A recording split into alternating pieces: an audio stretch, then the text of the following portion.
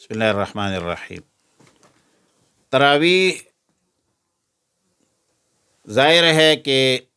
عبادت ہے،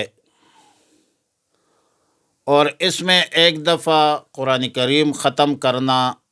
ایک سنت عمل ہے، لیکن تراویح میں اس قدر جلدی کرنا کہ قراءت،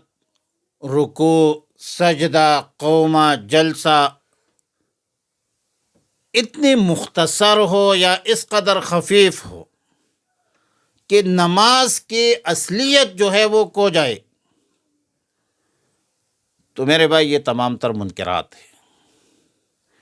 یہ مکروہات ہے۔ اور فقہا لکھتے ہیں وَيَجْتَنِبُ الْمُنْكَرَاتِ،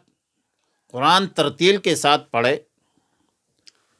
قرات درست کرے،